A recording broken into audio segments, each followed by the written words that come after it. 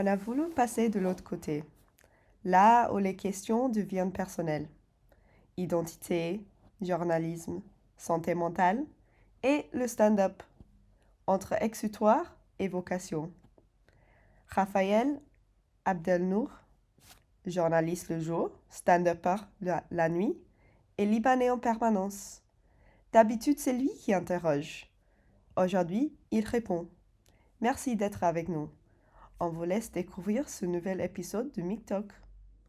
Bonjour Raphaël, merci d'être avec nous. Bonjour Habibté, merci de Je te m'inviter. laisse du coup la parole pour te présenter. Donc Raphaël Abdelnour, Abdelnour pour les remplaçants, Abdelnour pour les grands remplacés. J'ai 30 ans, Ouais. je suis un ancien journaliste et maintenant un humoriste. Voilà, je suis franco-libanais, je suis hétérosexuel, c'est faux, et voilà. La question c'est, y a-t-il une blague que tu faisais enfant et que tu refais encore sur scène sans forcément te rendre compte? Waouh, bah je viens de la faire, je suis hétérosexuel, c'est la meilleure des blagues je pense. Parce que quand j'étais enfant, j'ai dû souvent faire... j'avais déjà mon caractère un peu féminin, un peu bitch, tu vois. Mais j'ai souvent dû jouer le rôle de l'hétérosexuel, parce que c'est ce qu'on me demandait. C'est-à-dire c'est ce qu'on me demandait d'être à l'école, à la maison. Et il faut être un garçon fort, et il faut être comme ci, il faut être comme ça. Donc voilà, c'est une énorme blague. Je pense que ça se voit. Mais oui, ça c'est... ça devrait être ça, ouais. Mais en fait, si tu veux, j'étais pas... Je faisais pas tellement de blagues. Moi, j'étais plutôt un enfant très taiseux, très le premier de la classe, très, tu sais, j'ai encore les lunettes qui me restent, mais j'étais un élève très, très consciencieux, premier de la classe, très discret, très timide. Donc, je faisais pas du tout de blagues, moi, petit. Donc, il y a aucune blague que je fais sur scène. Les blagues que je fais sur scène, elles sont nouvelles. Elles datent de 2 ans, 3 ans, voilà. Ok, y a-t-il des choses que tu portes en tant que Libanais de diaspora que les Libanais du Liban n'ont pas forcément vécu? Oui, bien sûr, bien sûr. Déjà, je suis un Libanais de la diaspora parce que je suis né à Paris déjà. Ça, c'est important. C'est que je suis né à Paris, j'ai grandi à Paris, donc je suis plus, on va dire que je reste quand même plus français que libanais si on veut si on veut faire des plus ou des moins, même si ça n'a pas de sens.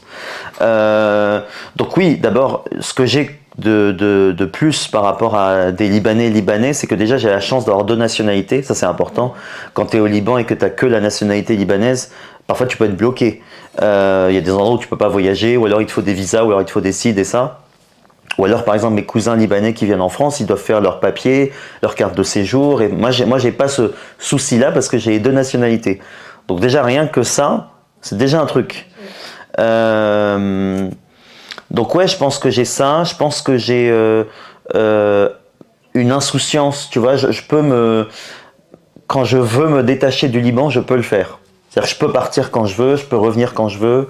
Et ça aussi, c'est une différence, tu vois. As-tu déjà eu peur de caricaturer ton propre héritage libanais? Et comment parler de cette culture sans tomber dans la nostalgie ou la romantisation? Alors, il y a beaucoup de questions là. La première, est-ce que j'ai déjà eu peur de tomber dans la caricature? Oui, bien sûr. Mais d'abord, je pense que les caricatures, ça aide. C'est-à-dire que vaut mieux partir d'un cliché pour arriver à un truc original que l'inverse. T'as des gens qui partent d'une idée originale, ils arrivent à un cliché de merde, tu vois. Moi, la caricature, elle aide toujours. D'abord, elle aide à montrer les défauts. C'est-à-dire quand tu fais, masalan, le Libanais, Haïda qui n'aime pas les Tunisiens ou Maghrébins, car ils volent, ils cassent, ils tuent et ils pillent. Haïda, c'est une réalité, tu vois. Haïda, il y a beaucoup de grand-mères libanaises ou des gens de ma famille qui sont comme ça, tu vois. C'est en mode les musulmans, c'est des cons et c'est eux qui font toute la merde et tout. Donc c'est des caricatures, mais qui sont vraies, malheureusement. C'est des caricatures qui partent de la vérité. Toutes les caricatures partent de la vérité, c'est juste qu'elles la grossissent et elles l'amplifient, mais ça part de choses vraies, tu vois. Donc moi je crois beaucoup je pense que le rire et la caricature, ça permet de montrer ça, juste, et ça permet de montrer la violence de ce que c'est. Donc ça c'est pour la première question. Pour la deuxième question, comment ne pas tomber dans la nostalgie, la romantisation? En fait, en parlant des sujets, il faut pas avoir peur de... Moi j'ai pas peur de gueuler. C'est-à-dire moi si tu regardes ce que je fais sur scène ou ce que je fais sur mon Insta, ce que je fais est souvent très politique. Les contenus que je fais qui sont pas politiques ou qui sont feel good, c'est 1%. 99% de ce que je fais, c'est politique. C'est soit je parle d'Israël-Palestine, soit de Israël-Liban, soit de comment c'est traité en France, parce que souvent c'est traité n'importe comment. Donc ouais, mes vidéos, mon contenu, même mes trucs sur scène, ça part souvent de la colère. Et donc je pense que c'est ça qui fait que tu échappes à la nostalgie ou la romantisation, c'est que tu gueules contre ce qui t'énerve. Tu gueules contre ce qui t'énerve chez Israël, qui fait un génocide, qui envahit le Liban, qui viole toutes les lignes du droit international sans être jamais inquiété. Donc voilà. Et aussi, tu gueules aussi contre toi-même, c'est-à-dire contre les problèmes de ton propre peuple. Parce que comme j'ai dit avant, tu as des Libanais qui sont racistes, tu as des Libanais qui sont pro-Israël, qui disent mais c'est très bien, il nettoie le pays. Comment on peut dire un truc comme ça, tu vois? Ils sont en train de tuer des gens, pas que des gens du Hezbollah, des gens aussi, des civils, des enfants, des journalistes, des secouristes. Comment on peut accepter ça, tu vois? Donc voilà, faut pas avoir peur de gueuler. Je pense que c'est comme ça qu'on échappe à la nostalgie et la romantisation. Ok, merci. Qui sont pas forcément un problème d'ailleurs. On peut avoir un peu de nostalgie et de romantisation, ma fille meshklé. C'est un truc naturel chez n'importe qui, mais juste, faut pas s'arrêter à ça. Ok, le Liban, c'est la fête, et on danse, et c'est hummus, et c'est taboul, et shawarma, tout ça c'est vrai, mais c'est pas que ça. Il y a aussi beaucoup d'autres choses. Quelle injustice te bouleverse encore aujourd'hui? Israël. Voilà, question claire, réponse claire. Non mais Israël, je veux dire, je pense tout le monde a compris, enfin, même un débile profond aujourd'hui, quand il voit ce qui se passe en Palestine ou à Gaza ou au Liban et tout, il a compris qu'Israël, il y avait un problème. On a voulu le créer pour faire soi-disant la paix et créer un foyer juif et tout. Ça a créé tout sauf la paix. Je pense que tout le monde l'a vu. Donc même un débile profond, même qui regarde CNews 24h/24, même ça il va comprendre, je pense. T'as dit que tes blagues, tu les avais créées il y a 2-3 ans, Mhm. et avant tu faisais pas trop de blagues. Mhm. Du coup ça fait un changement de vie hyper... Parce qu'on a l'habitude du stand-upper qui fait souvent des blagues, qui est hyper joyeux, qui depuis qu'il est jeune fait rire tout le monde, etc. Donc si toi tu te considérais comme introverti, est-ce que le changement a été difficile et est-ce que du coup c'est vrai, enfin ouais, est-ce que c'est pas juste une image que tu crées? C'est une question, dans ce que tu dis, ça appelle une longue réponse, parce qu'il y a, en gros, je pense que d'abord, il y a beaucoup d'humoristes, et beaucoup pas forcément que stand-uppers, mais aussi des humoristes, pas des comédiens ou des acteurs de cinéma, des gens qui font de l'humour de manière plus large.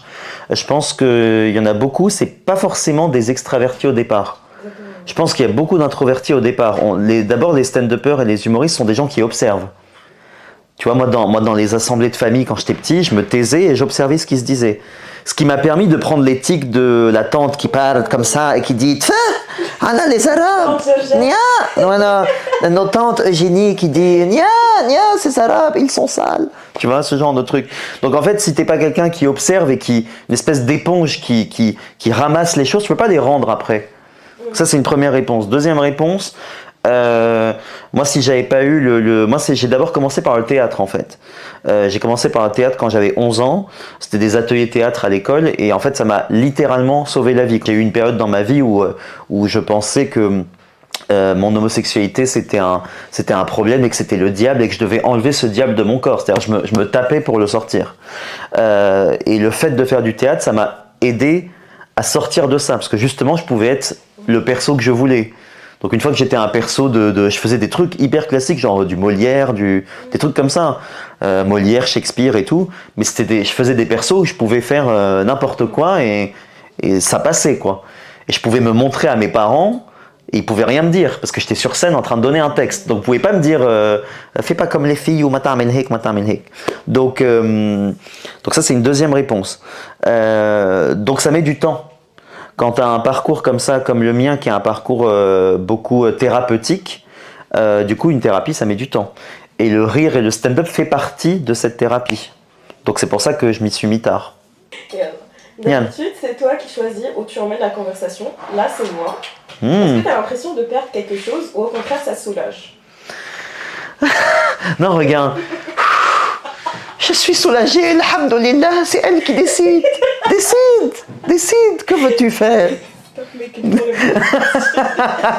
t'as l'impression que c'est plus libérateur pour toi, par exemple, de prendre la parole, c'est toi qui es interviewé, ou genre tu sens que tu perds le contrôle?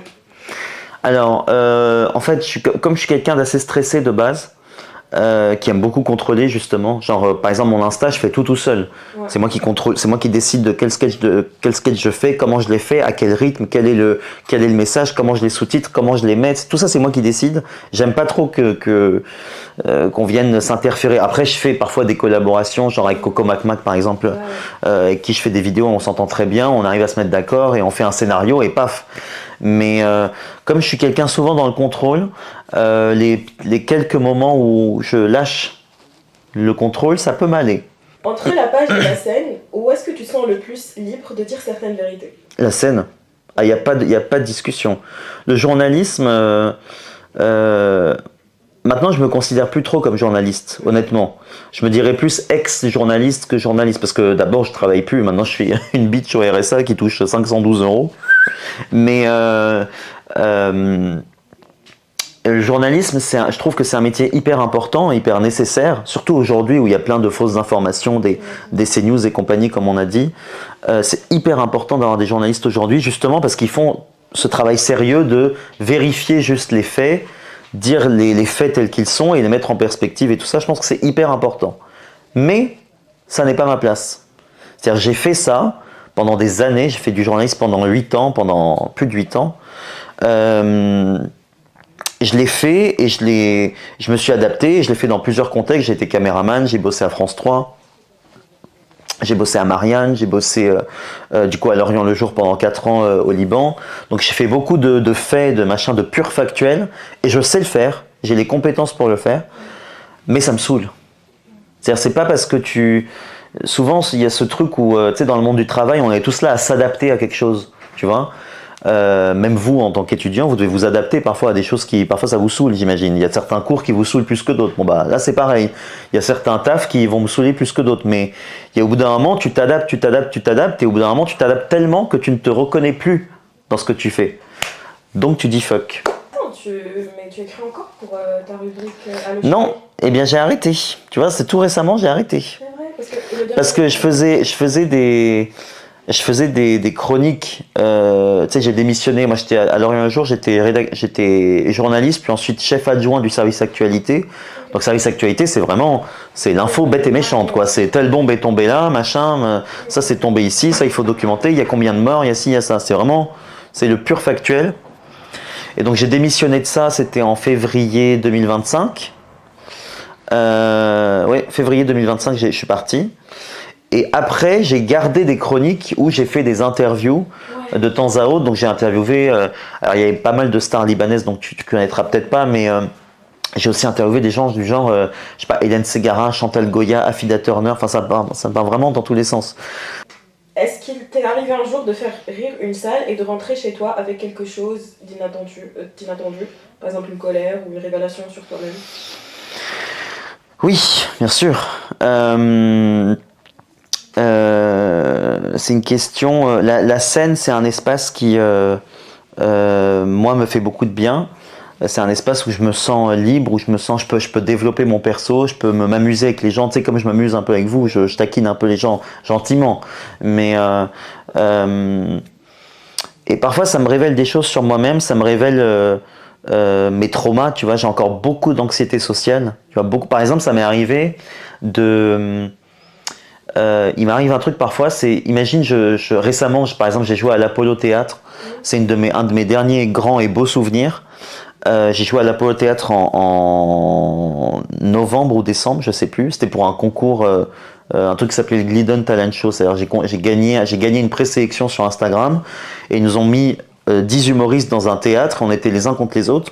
Okay, et donc, une compétition. Chacun faisait 10 minutes et après, il y avait un prix pour le premier. Moi, j'ai fini deuxième. C'est-à-dire, j'ai pas gagné, mais j'ai été coup de cœur, donc j'ai eu la médaille en chocolat, si tu veux. Et ça m'arrive souvent, je réussis une scène, c'est-à-dire la scène se passe très bien, je kiffe, je réussis mes interactions, j'arrive à faire rire le public et tout. Et souvent, j'ai une angoisse sociale après. C'est-à-dire que j'ai l'angoisse je sais que je vais parler aux gens, et même si je sais que beaucoup les gens, ça va être des compliments, ça va être des gens qui vont être très gentils avec moi, il y a quand même un truc qui m'angoisse, tu vois. Parce que j'ai peur de pas être assez bien avec les gens, de mal interagir, enfin... Ça ce truc du garçon timide, il reste, tu vois. Donc, par exemple, un exemple de révélation, tu vois. Ça me révèle que j'ai encore beaucoup de choses à travailler sur moi-même et que je vais encore donner beaucoup d'argent à ma psy, qui a encore beaucoup de travail. Ouais. Mais tu sais, Parce qu'elle sent bien qu'elle a une personne un peu ravagée, qui est un peu en pièces devant sa tête et devant elle, et elle me dit que la première fois qu'elle m'a vu, elle m'a dit oula, il y a du boulot, ouais, vous allez revenir. Hein. Je suis en mode oui, oui, Habibti, c'est pour ça que je suis là. Donc j'ai encore beaucoup de séances. Je suis un chantier, on dirait Verdun. Oui. la scène te permet-elle d'être plus radicale que l'écriture, ou est-ce que tu te censures parfois, jusqu'à par exemple regretter certaines blagues? Alors, j'ai jamais regretté certaines blagues, même si ça m'est arrivé de prendre des... Évidemment, chaque humoriste, parfois tu prends des bides, c'est normal. Hein.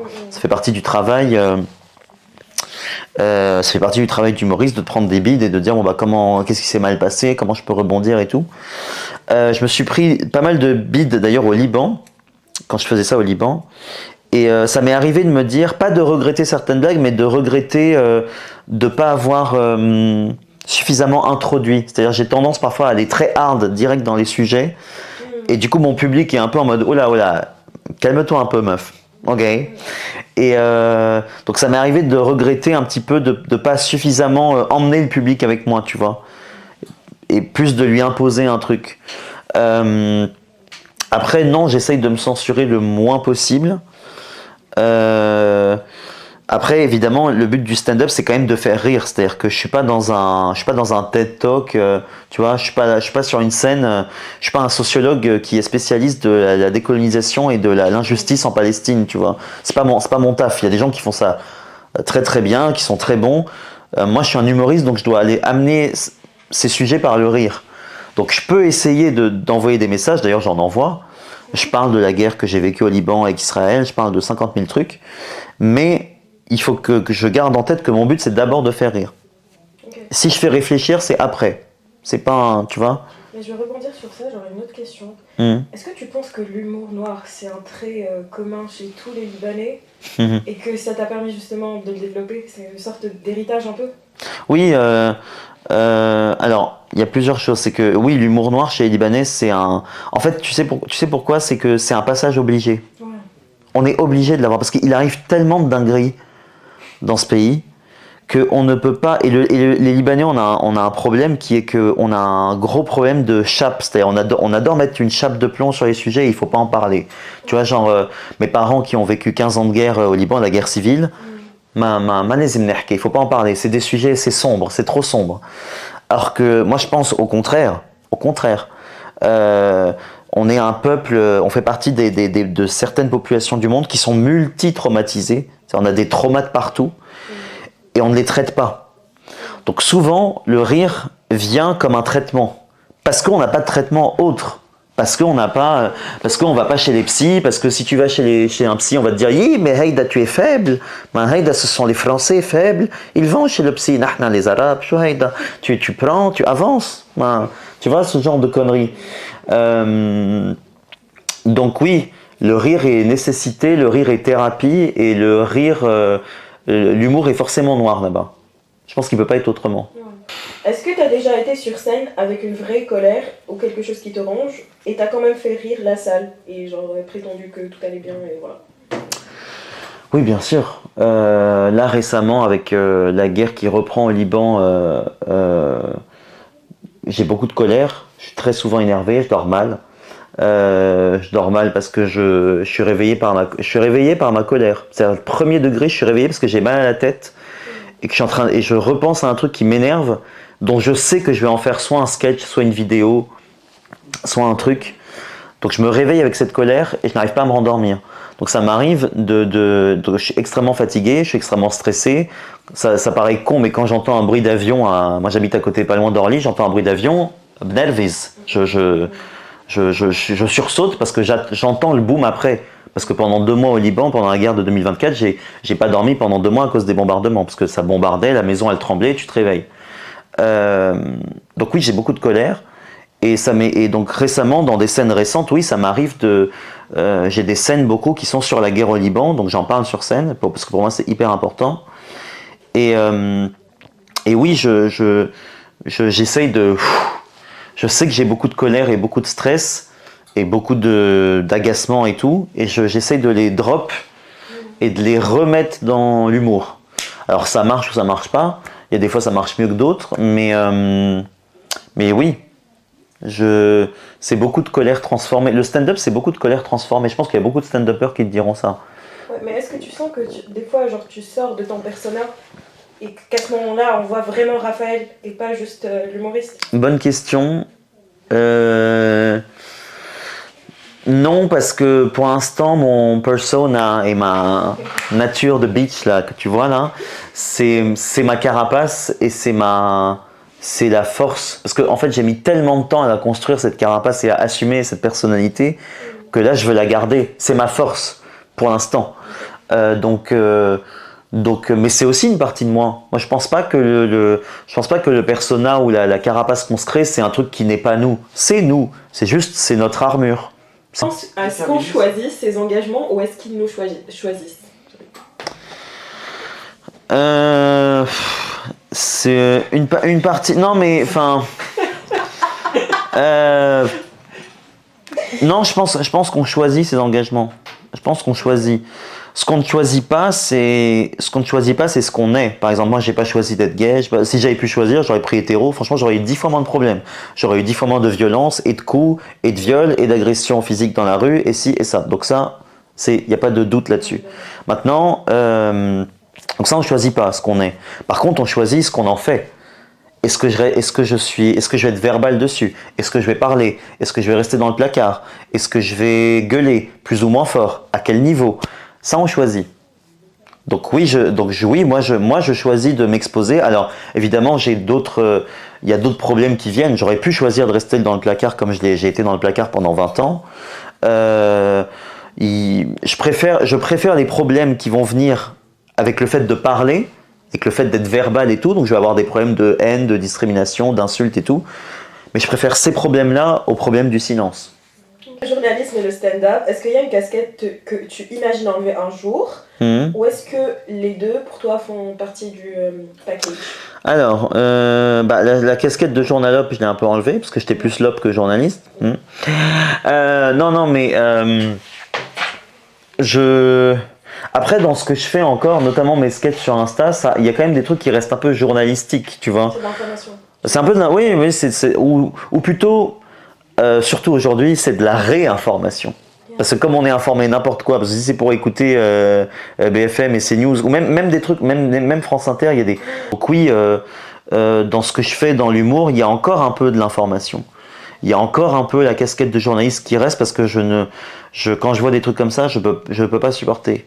Donc je suis obligé de répondre, je peux pas ne pas réagir en fait. Donc voilà. C'est de la réinformation. On va dire que je préfère la casquette d'humoriste parce que journaliste, j'étais trop bridé. Souvent, on me disait ça, Raph, tu peux pas l'écrire. C'est ce que tu penses, mais tu peux pas l'écrire. Donc, voilà. Après, le journalisme, c'est fait pour être biaisé. Oui, tout à fait. Tout à fait. Mais même la soi-disant objectivité et tout, c'est déjà un biais. Ouais. Parce que tu vas choisir, tu vas quand même choisir de quoi tu vas parler. Merci beaucoup pour cette belle interview et à très bientôt.